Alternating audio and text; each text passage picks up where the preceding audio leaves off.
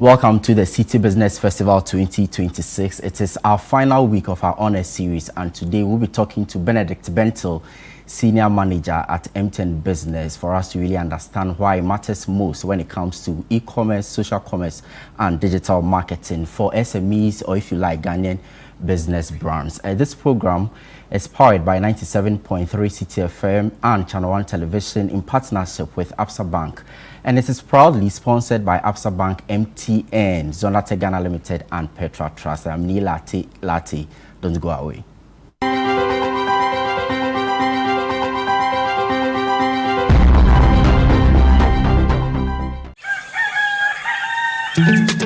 Still, Misaka, and Namu was a summer brabo, and it can afford swab Misaka pensions, Carol. Misaka or the Sika. Misaka insurance.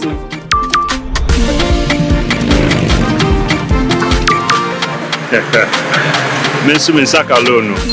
Momo Fogusuri ye echumaden, diaboye nina ye Sika humpain. Se MTN, ana Momo Jumaye ni befrewa, or the 0244 300,000 and a befrew. Nenumpo orin bitsaw one-time password and now say upin code 80 wonso yewa femu die na ma weni na ho na wonsa enka omumu.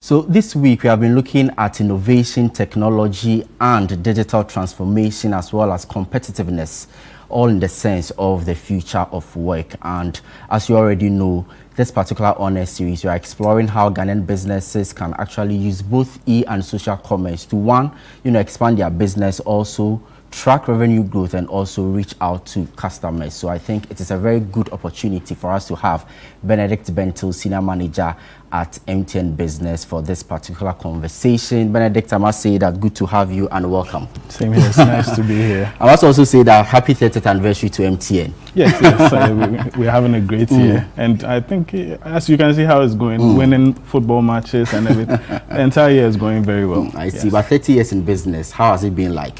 Well, it's had its ups and downs, but you know MTN has always been at the forefront of providing solutions for Ghanaians. And over the years, from space to space, to Momo, to where we are now providing technology solutions to businesses.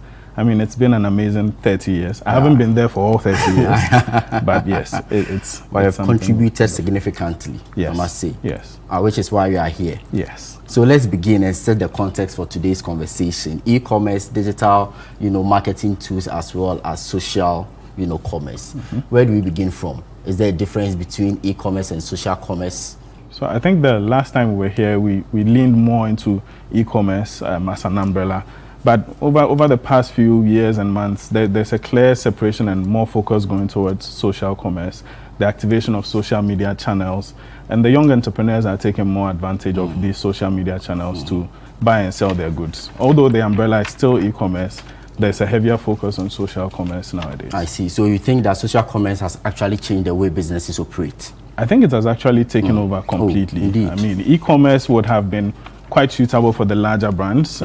We all know the popular e-commerce platforms, but now any entrepreneur, all they need is their phone and their social media accounts, and they have their own, front door into a customer's house. I see.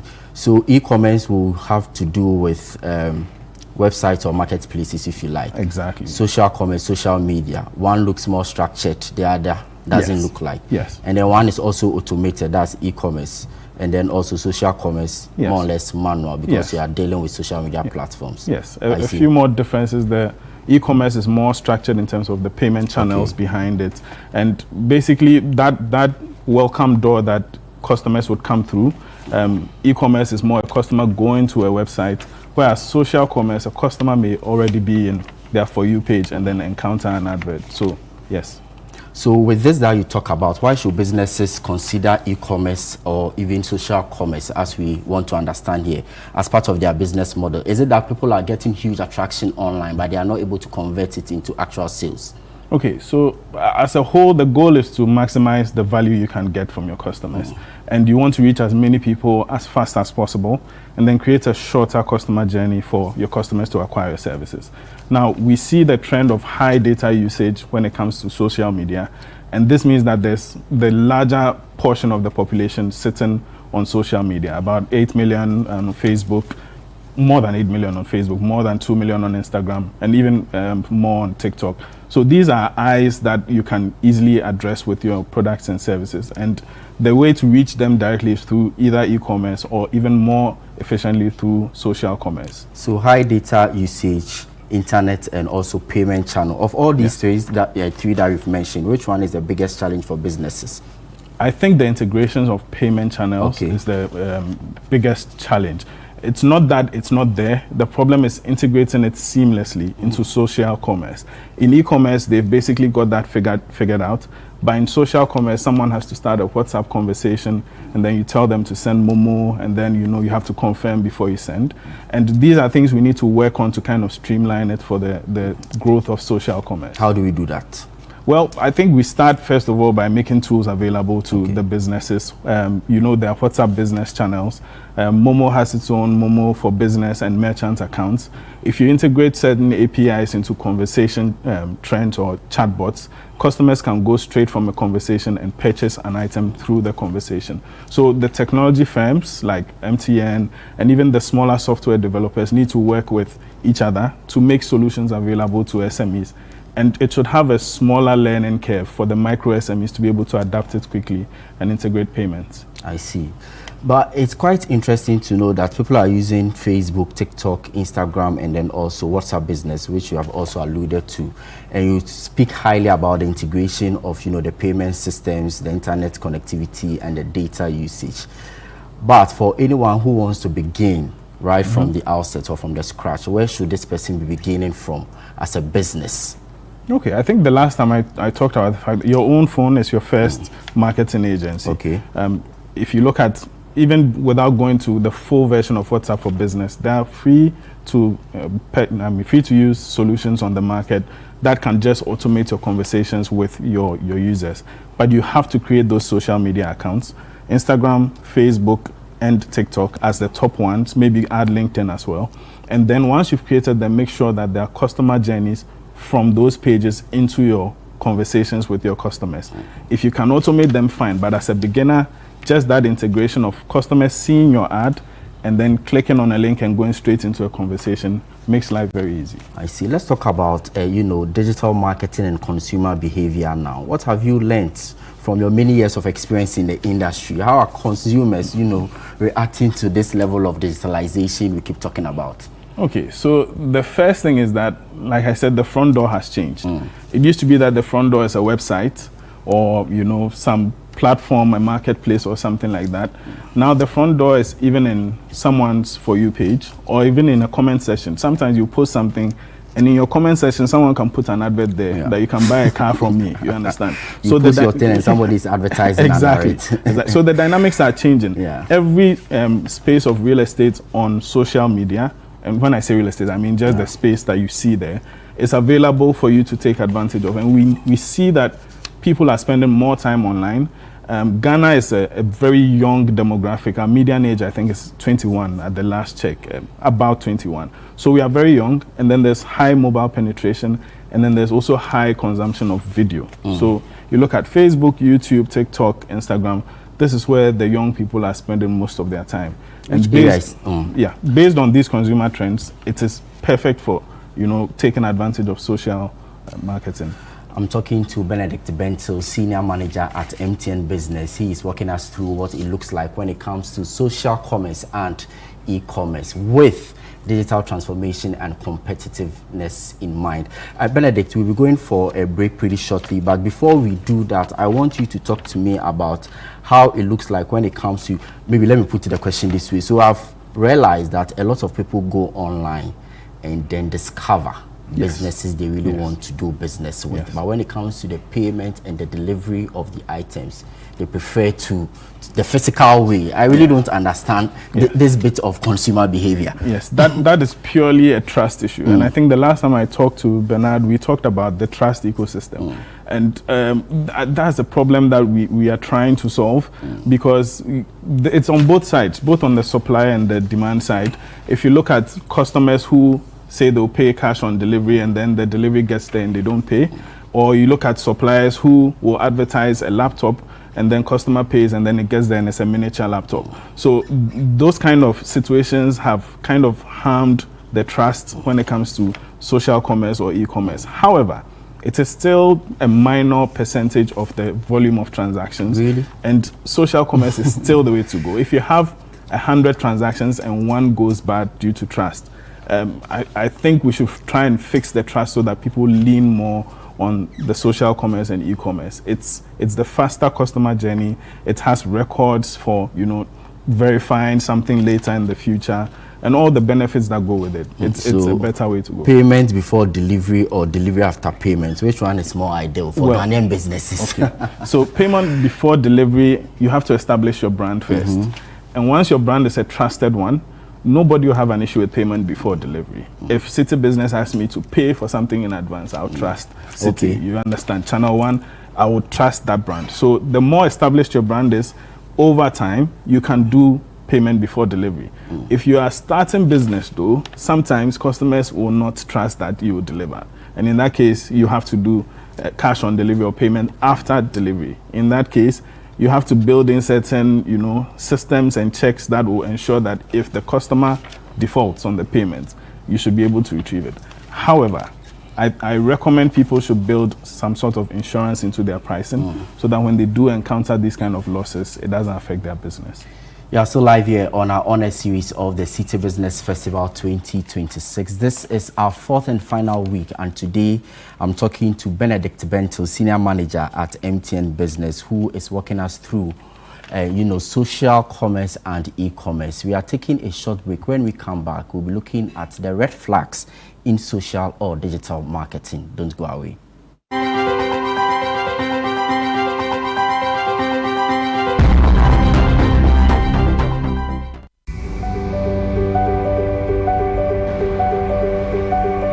You need a bigger space to grow your business.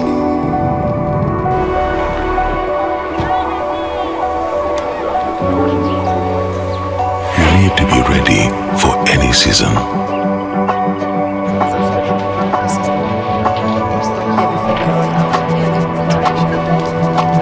You need faster checkouts for these busy days.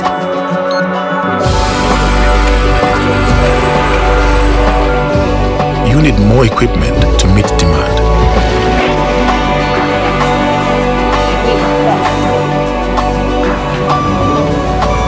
You need to make sure everyone gets paid on time. In business, you need advice, solutions, and sector expertise when it matters. Your new office space looks great. What's next? We get it. Absa Business Banking.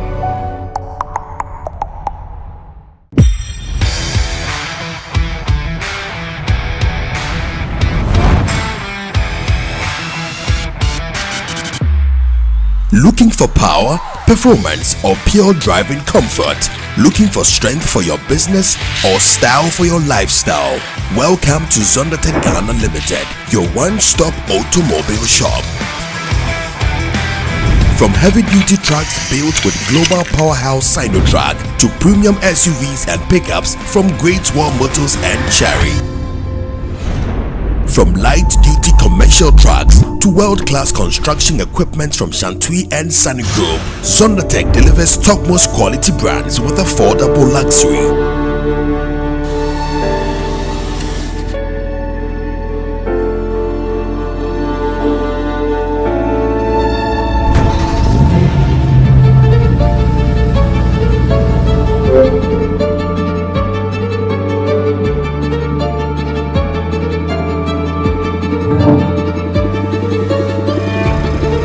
Zondertech gives you power, prestige, and performance all in one place.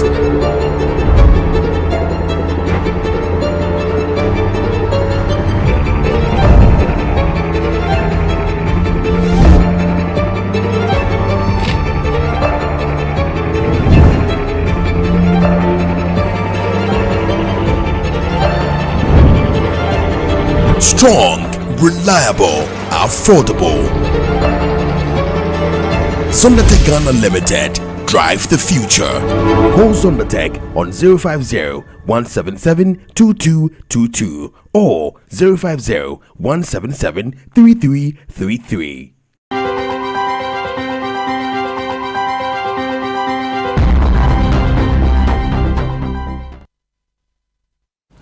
Thank you so much for staying with us, and we are looking at how online or social media stores are really changing the narrative when it comes to business operation right here in Ghana. I'm Neil Lati. My guest is from MTN Business. He's a senior manager there. I'm talking about Benedict Bentil. Benedict, let's continue the conversation because it is really getting interesting. And so this time around, I want us to look at red flags in online business operations. How both the business and the consumer can be protected. So if I'm a business and I'm dealing with anyone online, what should I be looking out for to know that, oh, this person is genuine? Is this someone I can trust my product with? If I'm also a consumer, is the business someone I can also trust my money with?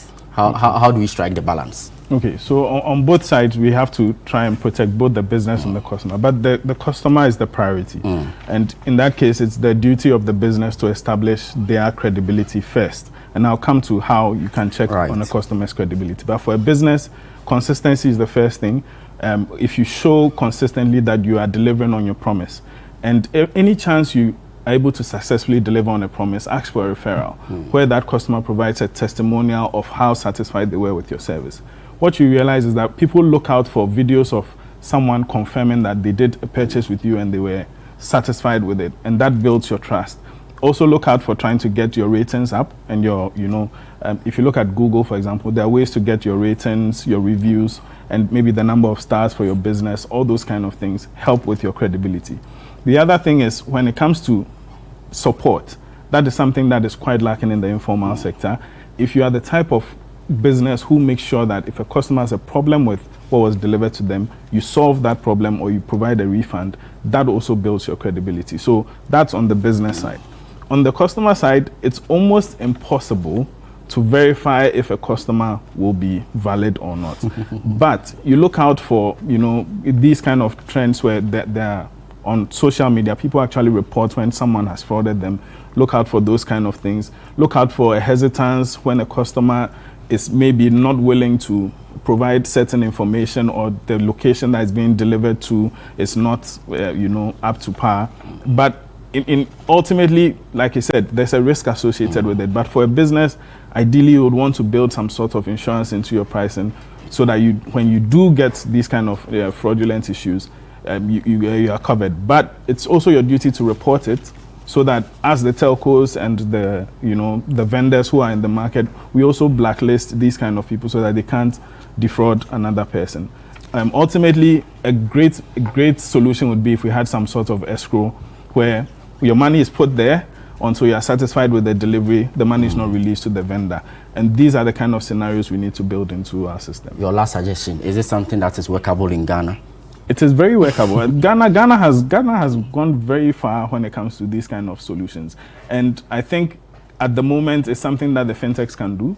If they work with the regulators in the market, there can be a special solution where you opt for an escrow, where if you're buying a car, for example, the money goes to sit somewhere until the buyer is satisfied after inspecting. He doesn't release the money.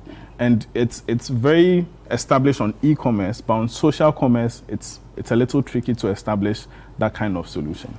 The picture really looks good, but it also appears that we have a lot of incidents when it comes to fraud. Yes. So people are making purchases online. By the time they realize their money is gone. Yes. Both on the business and consumer side. How do we tighten that particular lacuna? Okay, so advanced fee fraud is quite rampant in Ghana. Although I said it's a smaller part of the successful ones, it's still significant, even if it's just one. There are a few things that we need to look out for as customers, of course. If there is the ability to read the fine print, ensure that you've read the dimensions of the product, because what will happen is that there may be dimensions there that you did not read, and then it comes and it's a miniature laptop instead of an actual laptop. So first of all, protect yourself by reading the fine print. More or less like what you ordered and what you got. Exactly, exactly. Check your reviews of the particular business. Make sure that other people are commenting on it. What type of comments are they getting? And then when it comes to advance fee as well, as much as possible, do not commit your money if you're not sure of the service that you are getting. If it's possible, check their previous orders that they've delivered or something like that, and then protect yourself. I see. It's quite interesting how, Benedict is breaking down for us how, social commerce works in Ghana. He really knows his stuff. And I must say that we are grateful for this opportunity, Benedict. In wrapping up, let's talk about what companies like MTN is doing. I know you've helped SMEs in the last 30 years that you have been operating through connectivity, through digital tools, and even financial technology. And this is a conversation we've had over and over. 30 years, what's next for MTN in terms of supporting businesses? Okay, so we started with connectivity as just connect people, let people be able to access each other and access the internet. So if you look at our connectivity suite for SMEs, we have business broadband, they're able to access, and I think the good news about our pricing and all that is there. Get high speeds, get stable connections on fiber or TurboNet or Yellow Base, and these are the connectivity suites. You also have your mobile connectivity solutions like SME Plus, so that on Mondays you can call your suppliers for free or call your customers for free. And then there's the Jumapa, which is for women in business as well, specially designed for women in business to be able to, support their business as well. So connectivity is what we started with. But now we've moved into other things that support businesses. We want to get the full 360. So there's mobile advertising from our digital solutions team that provides the SMEs or even the smallest micro retailer the ability to reach targeted audiences with their mobile advertising. And we also have API marketplaces that if you're software inclined, you're able to integrate, APIs that can actually even validate a customer's phone number to be sure that they are who they say they are. So that kind of helps with the fraud situations. But now we are moving into other things like software solutions that help businesses run their operations, CRM solutions, basically how to run their finances, inventory, all those kind of things. So we put them on apps, we put them on Web3 portals where anybody can access them. So that is where we are moving now. Platforms, digital solutions, and ICT solutions for businesses. Even the automated responses where someone calls your business and they hear your business name and they're able to pick a menu to decide where they are going on your business. And very soon we'll also be going live with WhatsApp for Business as well. So basically 360, all the solutions required for social or e-commerce, we are going to be providing. The specific solutions really look good, but do businesses, what has been the uptick? Okay. So the SME spectrum is quite wide. From a micro retailer selling on a tabletop all the way to, even a fintech who is an SME. So there are different levels of adoption when it comes to the learning curve to take digital solutions. It's our responsibility to help those on the lower end of the spectrum to adopt these technologies. And like I said, Ghana has done quite well in terms of, as a country, we've pushed ourselves far ahead on the digital scale. I hope we can push some more. We don't do scratch cards anymore. Everything is digital. All those things took hard decisions. But we can't also leave anybody behind. We want to bring along everybody on the scale. So we'll make sure that accessibility to these tools apply from the micro retail all the way to the advanced SMEs. In wrapping up, we've spoken about the first part of our topic, which is e-commerce and social commerce. So in the next 5 minutes, I want us to dovetail into, digital marketing and really look at some of the mistakes businesses keep doing. The literacy has been going on for some time now, but the mistakes are still happening. On top of your head, what are the biggest mistakes businesses or SMEs are still doing when it comes to digital marketing, branding, and even revenue as well as sales? Okay, so the first thing is that people are picking the wrong platforms. It's not every business or every solution or every product that can go on every digital portal and do well. You have to basically check the market. There are people who have the knowledge. You can even go on YouTube and research about your product and which social media platform is ideal for it. Now, if you're able to pick the right platforms, you spread your investment in your marketing across these platforms so that it reflects the maximum value that you can get from it. The other thing is people also don't take advantage of customer relations. People get an order, they deliver the order, and there's no other engagement after that. It's a great opportunity for you to ask the customer, were you satisfied with the delivery? Would you like to recommend me to another of your friends, or even put me in your WhatsApp group that you bought this and it was fine? And that if you build those kind of things into your pricing, you can even offer, look, I'll give you a 10% discount if you tell your friends about the good experience you had with me. And that follow-up experience is what people are missing. All these SMEs are not following up. I don't think there's a single order I've done that the seller followed up and said, oh, can you recommend me to someone? Were you satisfied? That's what we need to. So that's conversational retailing. That's what I'm talking about. Okay. So basically, as the big businesses, we do customer relations management. SME should also do it. Micro retail should also do it. Pick the customer's birthday, send them a message on their birthday. We have got this new product, come for it, or even message them. We can automate it. The system will send the message automatically for you.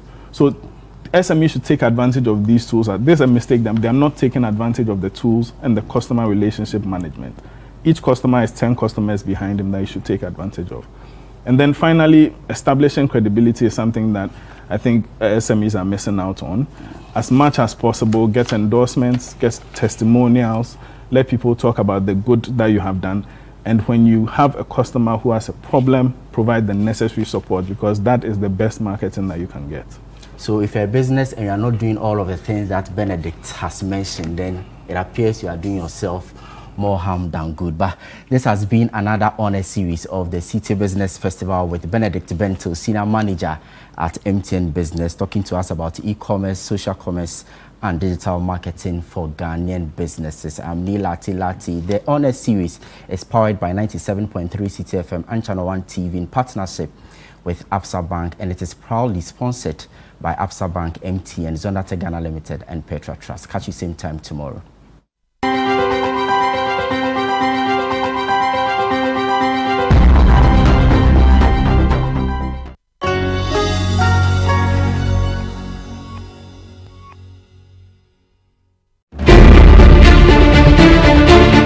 Every day, across Ghana, stories unfold.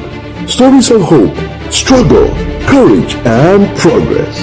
At Channel 1 TV, we tell your story.